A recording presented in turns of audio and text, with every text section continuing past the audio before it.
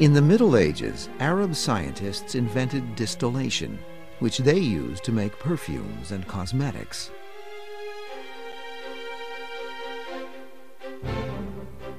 Europeans put this new process to quite another use. As they distilled powerful new spirits, Europeans called them alcohol, an Arabic name for an eye makeup known as kohl. Alcohol never lost its favored position as the Western world's drug of choice.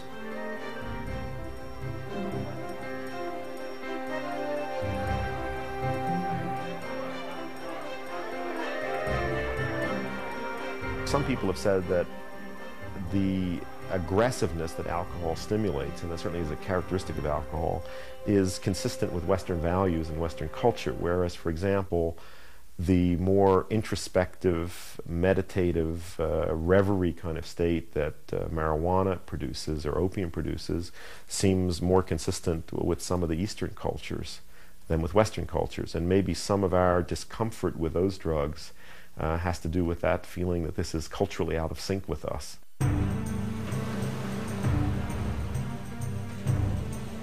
When we return, an aggressively expanding Europe encounters strange new civilizations and discovers powerful, frightening, and tempting new drugs. Drugs which will bring both happiness and horror to the Western world.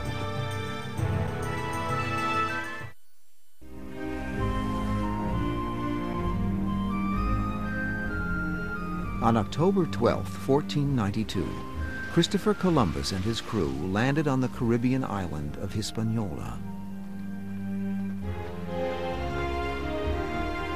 A vast and unknown world lay before them, a realm of treasures and terrors, of strange new peoples and alien faiths.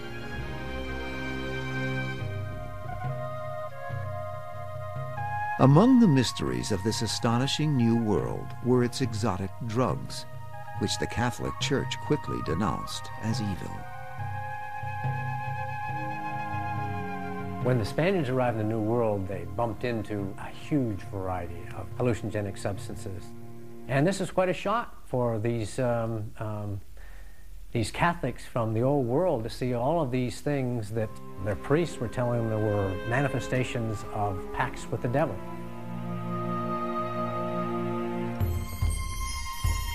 Some of the devil's work proved too tempting to resist.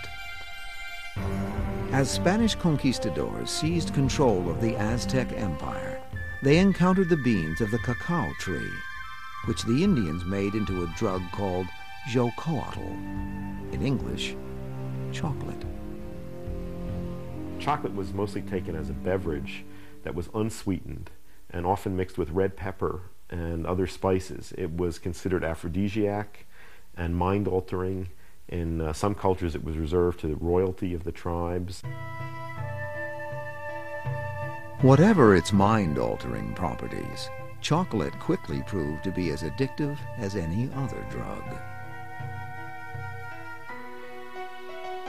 The first people that got the idea of doing something different with it was a group of nuns in early Mexico, Spanish nuns, who got the idea of mixing chocolate with milk and sugar and vanilla. And they quickly got into using chocolate so heavily that they neglected their nunly duties and did nothing but prepare and consume chocolate all day. And eventually word of this got to the Vatican, which issued a prohibition against nuns using chocolate. History has shown that the Vatican's ban was ineffective.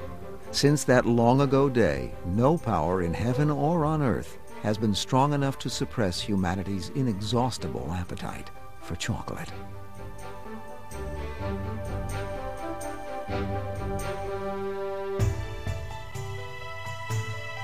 Europeans were equally astonished by another sacred substance venerated by Native Americans from Alaska to Tierra del Fuego. The Indians carried it in long tubes, which Europeans thought resembled muskets.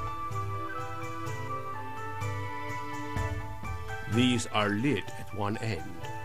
and at the other they chew or suck or take in with their breath that smoke which dulls their flesh and intoxicates, and so they say they do not feel weariness.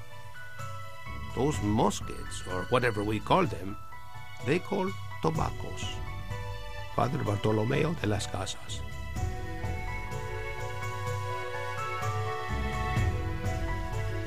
Tobacco is probably the #1 magical plant of New World native peoples.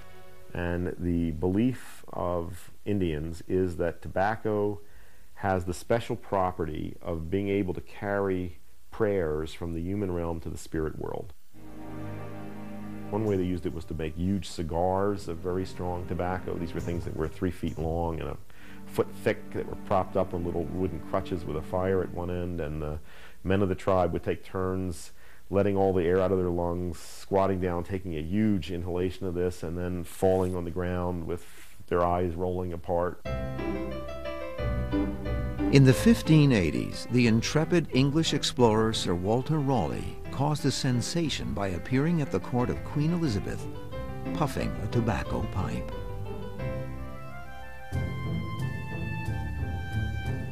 By the 19th century, all of Europe was smoking the sacred plant of Native America.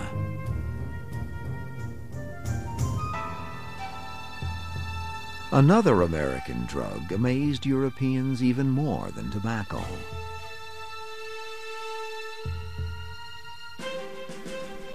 In 1532, 40 years after Columbus landed on Hispaniola, Francisco Pizarro and 168 soldiers defeated the vast armies of the Incas and took possession of the lofty, timeless land of Peru. High in the Andes, Peru's Spanish conquerors marveled at their Indian workers, who labored tirelessly for hours, even at dizzying altitudes, thanks to a small green leaf they chewed as they toiled.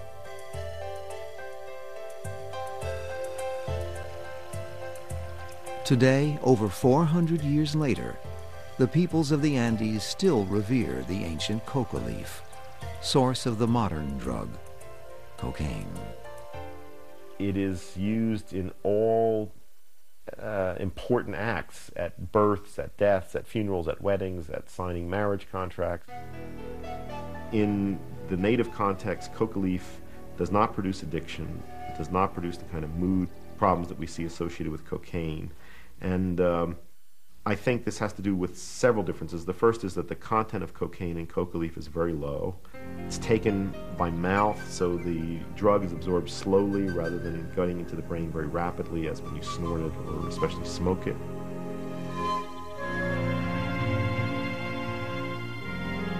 While Westerners studied the powers of sacred American drugs, Indians discovered European alcohol, which all but destroyed their once proud civilizations. By the 20th century, Europe itself was in the grip of a horrifying new age, an age of drug addiction.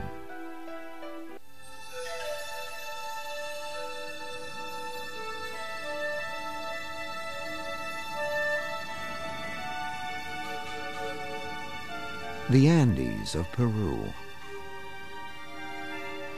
Since ancient times, their majestic heights have harbored sanctuaries of the soul.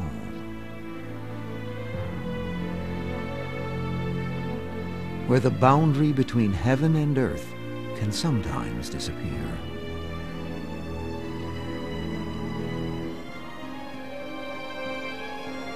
Hidden among these towering peaks, one remarkable place inspires believers to forsake the modern world for a perilous journey above the clouds and thousands of years back in time.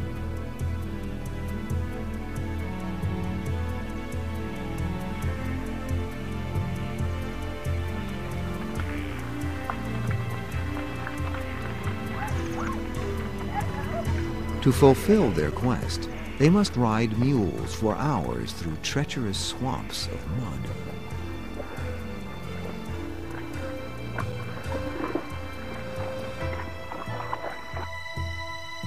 Those with the courage to persevere arrive at an isolated lake 12,000 feet high, known as Laguna Shimbe.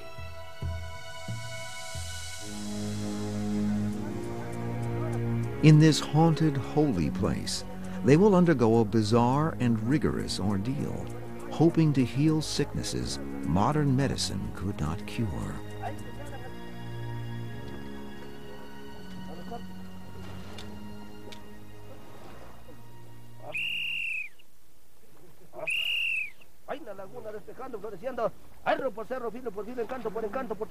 A shaman prays to the ancient spirits of the Andes and ingests a powerful brew made from the San Pedro cactus.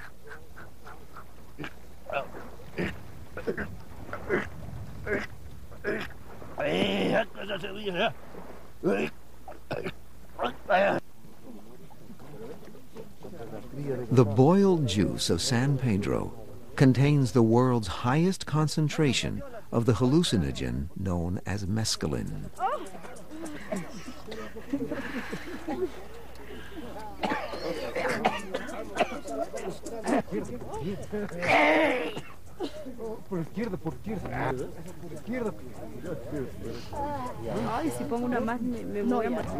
Under the influence of this drug, the pilgrims of Laguna Shimbe begin another sacred journey into uncharted regions of the mind. When I took the San Pedro, it was a full-blown psychedelic trip. The cactus is that agent which opens the door to another dimension, and the shaman is the gatekeeper to that dimension. What I like to say about it is that it is a very philosophical plant. You develop a clarity of perception where you can look at a person and you read them.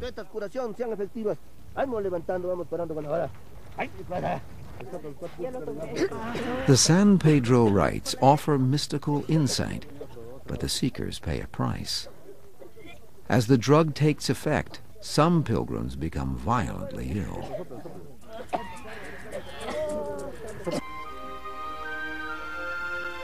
To fulfill their quest, they must purify themselves in the icy waters of the lake.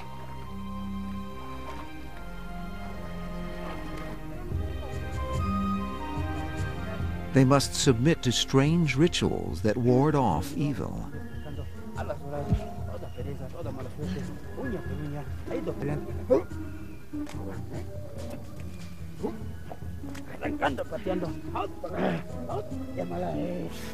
Initially, you're asking yourself, what am I doing here? I must be sick in the head to be doing this.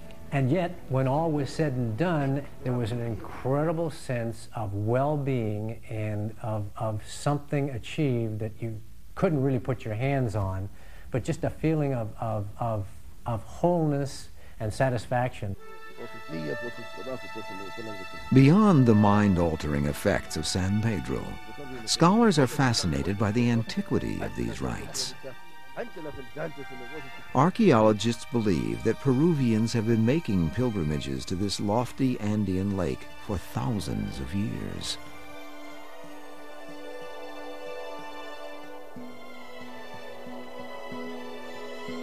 Peru's ancient peoples have left us compelling evidence of an unbroken link between the present and the past.